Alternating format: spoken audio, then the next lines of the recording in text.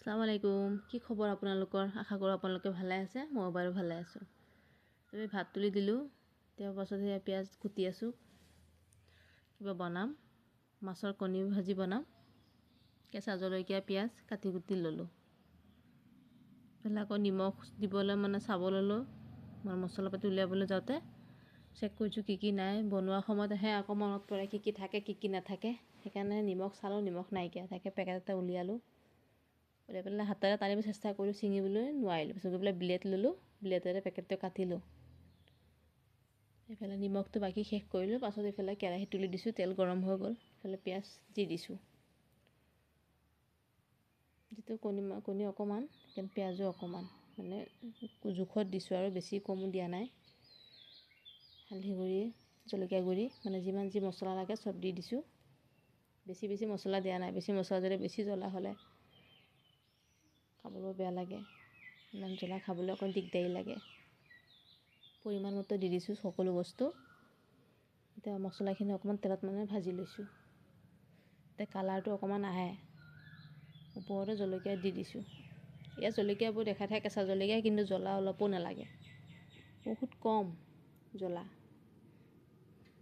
আজিকালি কেঁচা জলকীয়াবোৰ বজাৰৰ একেবাৰে জ্বলা বহুত কম থাকে। দুটা দিছোঁ কুটি কুটি পেলাই, তেতিয়া অকণ চেণ্টটো আহিব, চেণ্টৰ কাৰণে দিছোঁ। এইবিলাক কণীখিনিও দি দিছোঁ। দিয়াৰ পাছত মাছৰ কণীখিনি তুলি দিবলৈ আহি ছাগলীৰ ওচৰলৈ আহিলোঁ পানী বাল্টি লৈ পেলাই। যিহেতু দুপৰীয়া হ'ল, ৰ'দ ওলাইছে। ইমান দিন বৰষুণ দিয়াৰ পাছত অকণমান ৰ'দটো অকণমান ওলাইছে। ইফালে আকৌ ইয়াক দেখি লৈ পানীত পূৰা সাঁতুৰি আহি গা শুকুৱাই আছে ৰ'দত।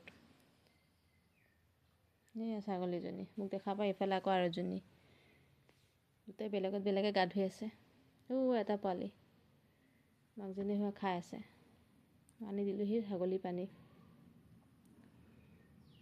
কিমান পিয়াহত আছিল।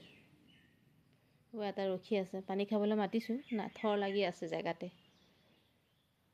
সি নাখায়, খোৱাহেঁতেন দৌৰি আহিলেহেঁতেন। আৰু এটা মাছ পথাৰত একে মাকৰ ওচৰৰ পৰা আঁতৰত আছেগৈ। কুকুৰ দেখিলে ফালি চলি দৌৰে। তাই অকণমান খাই গ'লগৈ। ইফালে আহি পেলাই চালোঁহি আকৌ কণীখিনি পূৰা ভাজা হৈ আছে আৰু লাহে লাহে জ্বলি যোৱা নাই। আকৌ জ্বলি গৈছে নেকি, নাই জ্বলা। ল' ফ্লেমত দি থৈ গৈছিলোঁ জুই। এইবিলাক মই ৰান্ধি থৈছোঁ কলিজা আহি পালেহি। তাইকে ৰাস্তাৰ পৰা গোন্ধ পাই পেলাই আহি সুধি আছে, কি বনাইছা? তাই আহি পাওঁতে দেখিছে মই কণী ভাজি হৈ গৈ আলু ভাজি তুলি দিছোঁ। তাই আকৌ আলু ভাজিৰ কাৰণে পাগল। আলু ভাজি যোনদিনাখন হয় তাই পূৰা খানা তাই সেইদিনাখন পেট ভৰাই খায়। তাই মাছ গছৰ প্ৰতি ইমান ৰাপ নাই, আলু ভাজি যিমান ভাল পায়।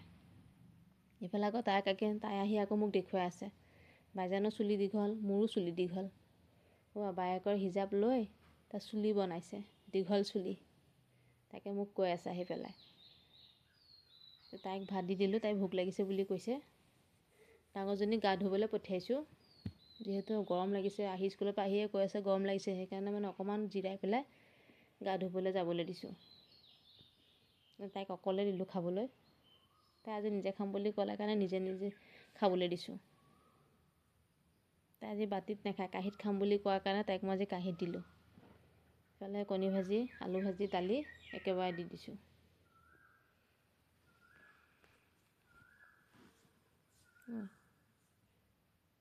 কথা কৈ আছে যে বায়েকতকৈ আগত তাইক মই ভাত দিছোঁ, তাই সেইটোকে কৈ আছে। ইফালে আকৌ মই কাপোৰখিনি ধুলোঁ। তাৰপিছত ময়ো আহিলোঁ, তাই গা পা ধুই আহিল। দুজনী মই আগত খাই দিলে আকৌ তাইৰ মনটো বেয়া লাগিব ন, স্কুলৰ পৰা আহিছে যিহেতু তাইৰো ইমান ভোক লাগিছে। সেইকাৰণে মই আগতীয়াকৈ খোৱা নাই। চবকে খুৱাই মেলি লৈ মই আৰু তাই একেলগে খাবলৈ ৰৈ আছোঁ। মই মাছৰ কণী ইমান ভাল নাপাওঁ, সেইকাৰণে অকণমান লৈছোঁ। বাকী এনেই চবকে দিছোঁ সৰহ সৰহকৈ, মোৰ অকণমান হ'লেই হৈ যায়। লগতে সেই আলু ভাজি অকণ লৈছোঁ, দালি আছে। লগতে সেই শুকান জলকীয়া দিছিলোঁ ভাজিত,